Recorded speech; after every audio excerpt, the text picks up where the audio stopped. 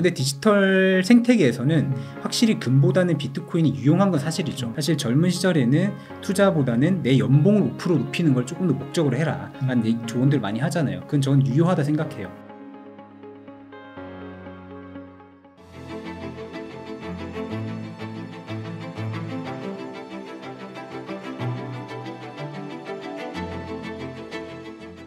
그 내년 한 1월 10일 정도로 비트코인 현물 ETF가 승인될 거라고 보시더라고요. 가능성이 높다고. 네. 어떻게 여기에 대해서 생각하시나요? 일단 저의 개인적인 어떤 관점보다는 이 비트코인 현물 ETF 승인과 관련한 이해관계가 걸려있는 분들, 특히나 이제 기관 투자자들이 어떻게 생각하시는지를 말씀드리면 좀 좋을 것 같은데, 제가 최근에 제가 아는 한 자산운용사의 펀드 매니저 누나를 만나고 왔는데 그분이 그 얘기를 하더라고요. 이 펀드 매니저는 항상 포트폴리오를 관리할 때 분산의 개념을 절대로 놓치지 않는다. 어떤 경우에도 몰빵을 하지 않고, 당연한 얘기겠죠. 어떤 한 종목이 오르는데 다른 종목이 무조건 다 오르는 그런 종목이라면 절대 쳐다보면 안 되고, 이게 오를 때 이게 적당히 내려가고, 이게 내려갈 때 이게 적당히 올라가는 그런 소위 말하는 디커플링이 되는 종목들로 구성을 해야 혹시 모를 리스크를 내가 매니징할 수 있기 때문에 항상 그 분산의 관점을 생각하는데, 그런 점에서 봤을 때는 이 비트코인이 어느 정도 분산의 관점에서 봤을 때는 포트폴리오에 편입할 만한 꽤 괜찮은 자산이 될 수 있다라고 생각하더라고요. 특히나 이제 그냥 일반 자산운용사가 비트코인을 살 수는 없지만 비트코인 ETF가 출시되면 살 수 있거든요. 네, 그렇기 때문에 기관 투자자들은 이 승인을 바라는 것 같고, 또 그런 관점에서 본다면은 꽤 SEC가 승인을 해주지 않을 이유는 없어 보인다. 그런 점에서 본다면은. 근데 또 안 될 이유를 또 꼽자면은 안 될 이유도 사실 좀 많긴 해요. 왜냐하면 일단은 이 비트코인의 법적 성격이 조금 모호한 부분이 있기 때문에 ETF의 기초 자산으로 삼기가 조금은 어려울 수가 있거든요. 그리고 이제 그 ETF의 구조를 보면은 ETF를 발행하는 그 자산운용사들이 비트코인을 기초 자산으로 삼기 위해서 이걸 매입을 하는데, 이걸 매입을 해서 자기들이 가지고 있는 것이 아니라 어딘가에 수탁을 하거든요. 네, 그 보호를 위해서. 근데 비트코인을 수탁할 만한 그런 곳이 마땅치가 않다. 이제 그 블랙록을 비롯한 비트코인 현물 ETF를 이제 승인해달라고 지금 그 신청서를 낸 자산운용사들이 코인베이스의 자회사인 코인베이스 커스터디를 수탁사로 지정해서 내가 여기에다가 이 기초자산인 비트코인을 수탁할게 라고 했지만 SEC의 관점, 전통적인 금융권의 관점에서는 이거 좀 괜찮겠어? 그래도 거래소 얘네가 얼마나 수탁할 수 있는 능력이 있겠어? 라는 의심을 가지고서 트집을 잡으려면 충분히 잡을 수는 있다. 그럴 것 같아요. 적자예요 지금. 예, 하고 있기 때문에 이 ETF는 거래와 이게 수탁의 분리를 굉장히 중요시하는데 SEC의 관점에서라면은 이거 트집 분명히 잡을 수 있다라고 저는 생각이 들고요. 그리고 이제 아시다시피 거래소마다 가격이 또 다르잖아요. 이게 또 약간 SEC가 좀 안이 꼽게 볼 수 있는 지점이긴 하거든요. 또 시세 조작 가능성도 있고. 그렇죠. 그래서 높아 보이진 않지만 또 미래가 어떻게 될지는 아무도 모르는 거니까. 근데 언젠간 될 것 같긴 한데, 당장 내년에 승인될 확률이 압도적으로 높아 보이진 않는다라는 생각이 저는 좀 듭니다. 그러면은 만약에 승인될 경우 뭐 비트코인의 가격 아니면은 승인이 안 될 경우는 어떻게 될지 뭐 이런 시나리오도 있을까요? 만약에 저의 예상을 뒤엎고 승인된다면은 진짜 아주 그냥 파티가 일어나겠죠. 뭐 진짜 난리가 날 거예요. 난리가 날 거고 뭐 그랬으면 좋겠습니다만은 우리가 또 현실적인 가능성을 또 배제를 할 수 없잖아요. 그렇죠. 만약에 승인이 안 된다면은 이제 최근에 그 비트코인의 상승 동력이 명백히 ETF 승인과 관련된 거였으니까 승인이 안 된다면은 그 상승분만큼 반납이 이루어지겠죠. 근데 막 떨어질 거냐? 또 그렇게 보지는 않는 게 어쨌든 내년에 금리가 3번 정도 인하될 수 있다는 그런 전망이 분명히 제시가 된 것이 있기 때문에 그 기대감이 어느 정도 쿠션 역할을 해주지 않을까라는 생각을 하고 있고, 또 반감기, 아까 말씀드린 것처럼 이번 반감기에 따른 상승폭이 기존처럼 아주 가파르진 않겠지만 여전히 유효한 이슈이긴 하기 때문에 어느 정도 그게 가격을 올리는데 영향을 줄 수 있을 것 같기도 하고요. 그리고 내년에 또 미국 대선이 또 있지 않습니까? 정치인들은 또 표심을 위해서 어느 정도 유동성 공급에 도움이 되는 정책을 발표하지 않을 수가 없거든요. 또 그런 것들이 또 비트코인의 가격에 좋은 영향을 주는 요소로 작용하기 때문에 그런 점을 생각해 본다면은 ETF 승인 거절됐다라고 하면은 한 일주일 동안은 아주 피가 낭자해질 수 있겠지만 하지만 어. 쿠션은 충분히 있기 때문에 어. 또 반등할 수 있을 거라고 저는 생각합니다. 그런 점에서 본다면은 이제 신도분들은 그냥 믿고 사시라. 그 대선 이슈 좀 얘기해 주셔서 네. 트럼프가 당선되면 암호화폐 생태계가 더 잘 될 거다 이런 얘기가 있더라고요. 네. 글쎄요. 트럼프가 비트코인을 어떻게 생각할지는 잘 모르겠으나 일단은 정치인들은 어쨌든 표심을 얻어야 되는 건 맞아요. 표심을 얻어야 되는 건 맞기 때문에 뭐 그걸 위해서라면 언제라도 스탠스를 바꿀 수 있는 게 정치인들 아니겠어요? 그러면은 이제 지금 비트코인 생태계가 이만큼 커졌는데 이거를 도외시하기에는 너무나도 표밭이기 때문에 이거를 무시하는 발언을 할 수 없을 것 같다라는 생각이 들고 어느 정도는 그래서 기대해 볼 만한 지점이 있지 않을까. 그리고 지금 이제 그러니까 어떤 우리 정치인을 봤을 때 정치인에 대한 이미지가 있는데 바이든보다는 이제 트럼프가 뭔가 강력하잖아. 그죠. 화끈한 성격을 갖고 있잖아요. 그래서 트럼프가 표심을 위해서든 아니면 자기가 크립토 미래를 믿든 어쨌든지 간에 강력하게 크립토는 미래다라는 발언 한번 해주면은 이거 정말 강력한 사실상의 유동성 공급 효과를 주지 않을까라고 저는 생각을 합니다. 그러니까 약간 바이든하고 SEC는 네. 이렇게 좀 한 몸으로 움직이면서 그동안 조금 그 암호화폐 생태계를 지연시키려고 하거나 되게 미온적이에요. 그러니까요. 네. 근데 트럼프는 보니까 그 뉴스로 봤을 때는 이더리움도 많이 갖고 있고 그 NFT도 네. 4차례인가 5차례인가 발행한대요. 그런 정황 증거들이 특히나 크립토 생태계 사람들로 하여금 기대해 볼 만한 기대감을 주는 요소가 아닌가라고 생각합니다. 네. 그러면 혹시 비트코인이 뭐 예를 들어 뭐 언젠가는 뭐 현물 ETF도 통과될 거고 뭐 기관들의 자금을 이제 그 ETF를 사는데 들어올 거고 그리고 이제 그러면은 이제 비트코인이 보통 금하고 많이 비견이 되잖아요. 금의 시가총액을 넘을 거다 막 이렇게 전망하시는 분들 있잖아요. 장기적으로 봤을 때 좀 어떻게 생각하세요? 몇천 년 뒤에는 될 것 같아요. 몇천 년? 네. 왜냐면은 네. 여기서도 이제 아무래도 성향이 T라서 그런지 모르겠지만 조금 이제 우리가 이성을 찾아보자.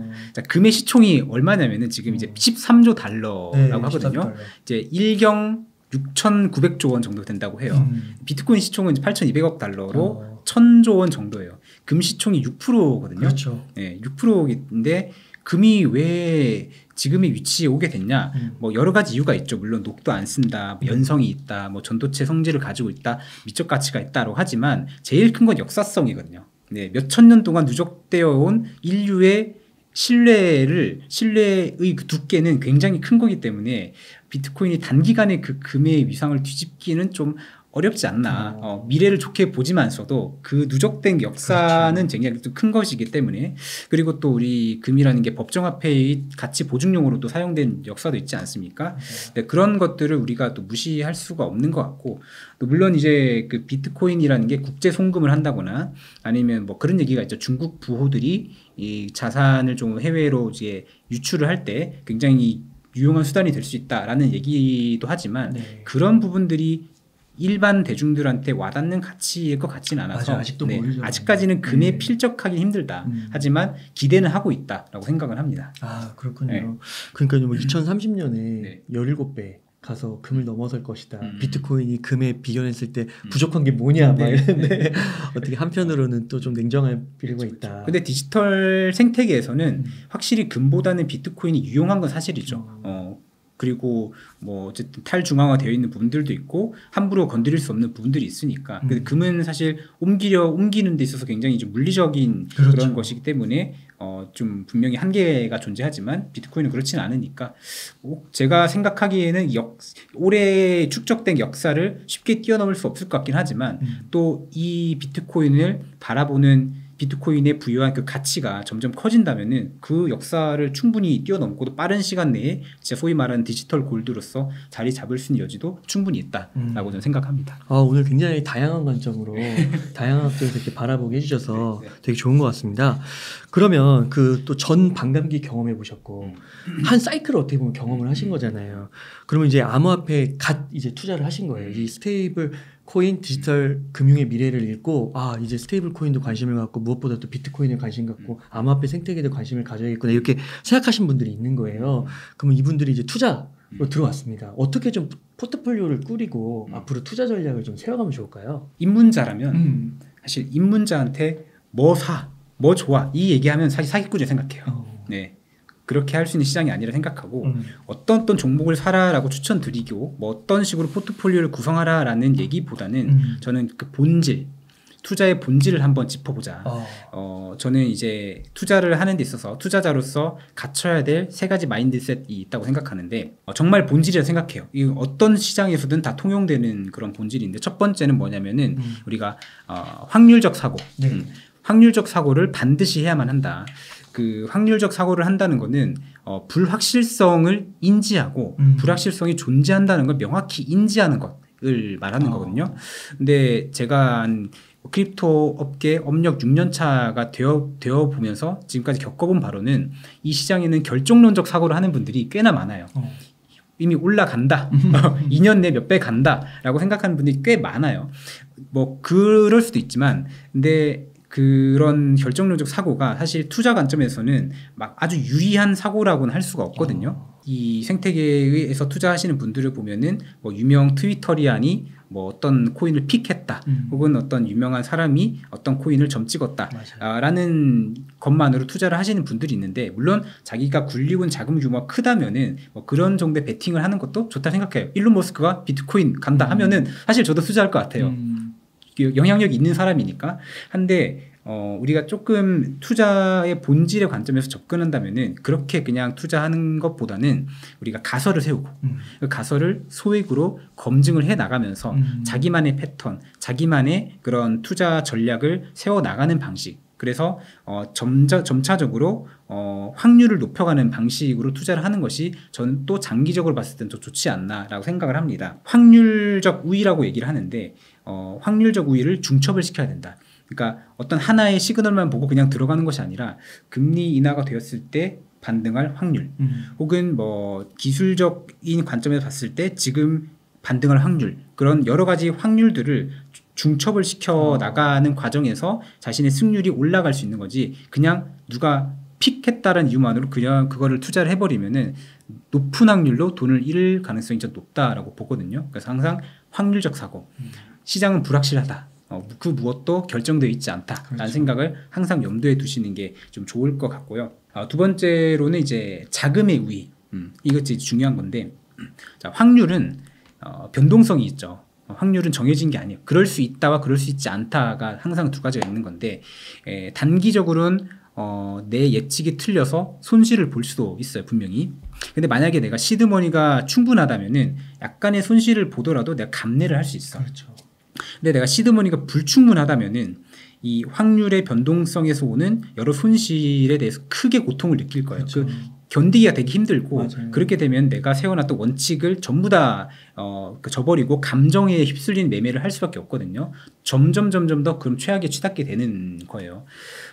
우리 그 부와 행복의 상관관계라는 그래프 있죠. 그 부가 1 증가하면은 행복이 뭐 2 증가하고 부가 2 증가하면 행복이 1 증가하고 이런 식으로 증가하는데 부가 증가할수록 행복이 증가하는 정도는 점점 둔화가 되거든요. 근데 그 말은 뭐냐면 반대로 뒤집어 생각해 보면은 부가 1 증가하면은 행복이 1.5 증가하지만 부가 1 감소하면은 행복도 그만큼 떨어진다. 고통도 그만큼 커질 수 있다는 거예요. 그러면 내 시드머니가 작다면은 손실이 발생하는 거에 대해서 내가 얻게 되는 고통이 되게 크기 때문에 그러네요. 흔들리기 쉽다. 시드머니가 많다면은 내가 조금 손실을 보더라도 그렇게까지 고통이 심하지 않을 수 있다라고 하는 거죠. 이 말의 요지는 뭐냐면은 시드머니를 어느 정도 좀 크게 키운 상황에서 투자에 임하셔야지. 그러니까 단순히 이게 장대 양봉이 뜨고 하는 거에 혹해가지고 그냥 내가 얼마 갖고 있지도 않은데 몰빵을 한다거나 해버리면은 매우 높은 확률로 단기적으로는 고통을 겪을 수 있다. 난 그러기를 원치 않거든요, 우리 구독자분들이. 그래서 이 자금의 우위라는 개념을 항상 생각을 해보시라. 그리고 세 번째로는 이렇게 절제. 이게 절제하는 게 참 이게 중요하거든요, 사실은. 이 크립토 시장뿐만 아니라 모든 투자 시장이 마찬가지지만 여기서는 이익과 손실이 무수하게 변동을 하면서 이게 생겨나기 때문에 이거를 적절하게 견뎌낼 수 있는 그 내구력이 정말 필요한 것 같아요. 특히나 코인 시장은 그 어떤 부정적인 이벤트, 내러티브에 따른 변동성이 매우 크게 일어나기 때문에 절제를 지키기가 좀 쉽지가 않은 부분들이 분명히 있어요. 그렇기 때문에 내가 설령 내가 어떤 계산에 의해서 확률적으로 지금 승률이 60% 이상이어서 들어갔는데 손실을 본다 하더라도 그거에 대해서 내가 일희일비하지 말고 그거를 나의 인격 수양의 재료를 삼아라. 절제를 하는 그 습관을 좀 들여보아라 라고 조언을 드리고 싶어요. 아, 그렇군요. 네. 아까 그 두 번째가 되게 와닿는 게 진짜 그 돈을 내가 100만 원을 넣었는데 예를 들어 뭐 200만 원 됐다가 그 100만 원이 되면은 그게 손실회피 성향인가요? 뭐 그런 것처럼 손해 그걸 잃었을 때 더 아픔이 큰 거 어차피 본전인데 그쵸. 고통이 더 큰 것 같아. 차라리 안 벌었으면 네. 더 행복했을 건데. 그렇죠. 아, 그런 거 조심해야 되겠네요. 맞습니다. 그런 거를 좀 우리가 주의해야 되고 그래서 이제 그런 얘기가 있잖아요. 그 젊은 시절에는 투자하긴 해야 되겠지만 사실 투자에 너무 과몰입하느라 내 노동소득을 버는 일을 등한시하면은 좀 힘들어질 수 있다. 그렇죠. 사실 젊은 시절에는 투자보다는 내 연봉을 5% 높이는 걸 조금 더 목적으로 해라 라는 조언들 많이 하잖아요. 그건 저는 유효하다 생각해요. 내 삶을 다 내팽개치고 크립토에 올인 저는 추천하지 않습니다. 투자는 중요하지만 내 삶의 기반을 전부 흔들어 버리진 말았으면 좋겠다 라고 생각합니다. 그 아까 투자할 때 기술적 지표 같은 것도 좀 네. 언급해 주셨잖아요. 네. 그래서 종합적으로 중첩돼서 확률을 높여라. 네. 혹시 뭐 투자 지표로 참고하시는 게 있을까요? 투자 지표는 이제 뭐 개인마다 보는 게 좀 다를 수는 있겠지만 저는 일단 뭐 김치 프리미엄 정도는 체크하는 건 좀 지금 엄청 높잖아요. 네, 엄청 높고 그렇기 때문에 지금은 사실 매수하는 걸 그렇게 추천하진 않아요. 김치 프리미엄 조정이 또 되기 때문에 프리미엄을 적당히 보고 너무 높다면 조금 들어가는 걸 지양하시라. 그리고 이제 뭐 비트코인 도미넌스 보통 그런 얘기를 많이 하죠. 비트코인이 오르면 알트가 빠지고 그러다가 도미넌스 조정되면 알트가 올라가는 그런 패턴이 관찰된다고 얘기를 많이 하는데 그런 점에서 비트코인 도미넌스의 그 변동을 늘 조금 주시하시면서 내가 어떤 시점에 어떤 타이밍에 지금 돈을 넣어야 확률적으로 조금 더 우위가 있는 선택을 할 수 있을지를 한번 고민해 보시라고 조언을 드리고 싶고 그리고 특히 저는 이 스테이블 코인의 거래소 유입 유출량을 저는 지표를 많이 보고 있어요. 왜냐면은 해외 같은 경우는 여전히 사람들이 스테이블 코인을 가지고 거래를 많이 하는데 그 뭐 크립토 퀀트 같은 그런 데이터 플랫폼을 보면은 거래소별로 스테이블 코인이 얼마나 유입되고 유출되었는지 여부를 확인할 수 있거든요. 이 스테이블 코인이 유입이 된다는 거는 일종의 코인 매수 대기 자금으로 해석을 할 수 있어요. 이제 오를 것 같으니까 오르기 전에 미리 스테이블 코인을 넣어놓고 이제 레디하고 있는 거죠. 그러다가 오르면은 바로 사기 위한 목적으로 스테이블 코인을 사람들이 입금하고 있다라고 해석을 해볼 수 있는 거죠. 그래서 저는 그거를 그 지표가 꽤나 유의미하다고 생각하거든요. 그러니까 그런 것들을 체크하는 것도 도움이 될 것이다. 그거는 많이 데이터를 많이 제공하고 있어요. 그래서 그건 찾아보시면 될 것 같고. 그러면 예를 들어 비트코인이나 막 이더리움이나 갑자기 그 거래소의 유입량이 증가한 거예요. 네. 그럼 그건 매도 시그널인가요? 반반이죠. 뭐 더 오를 걸 예상해서 어디서 싸게 산 비트코인을 입금해서 차익을 벌려고 이게 입금한 걸 수도 있고, 혹은 뭐 진짜 뭐 매도를 하기 위해서 한 걸 수도 있고, 뭐 해석은 여러 가지인 것 같습니다. 이제 스테이블 코인은 약간 이제 유입된 거는 다른 걸 살려고 그렇죠. 기축 통화니까. 달러니까. 그러니까 주식에 그 원화 계좌에다 넣어놓는 거랑 똑같은 비슷한 그 개념이라고 할 수 있죠. 그렇군요. 그러면 해외에서는 거의 스테이블 코인으로 사나요? 달러로 직접은 안 사나요? 미국 코인베이스 같은 경우는 그 사용자들이 달러 계좌를 통해서 우리가 원화로 뭘 사는 것처럼 하긴 할 텐데 이제 대부분의 국가에서는 그렇게 되지 않고 있고 그렇죠. 대부분은 아름아름 이제 스테이블 코인을 어디서 구해 가지고 그걸 가지고 거래를 많이들 하죠. 왜냐면은 이제 개도국 같은 경우는 보면은 은행 계좌를 발급받지 못하는 사람들이 되게 많거든요. 예. 그 세계은행의 통계에 따르면 그렇죠. 14억 명 정도가 은행 계좌가 없다고 해요. 예. 한국은 이제 축복받은 나라인 게 은행 계좌를 만드는 게 난이도가 그렇게 높지는 않잖아요. 그렇죠. 근데 해외는 그렇지가 않아가지고 그런 분들한테는 스테이블 코인이 굉장히 유용한 도구가 될 수 있는 것 같아요.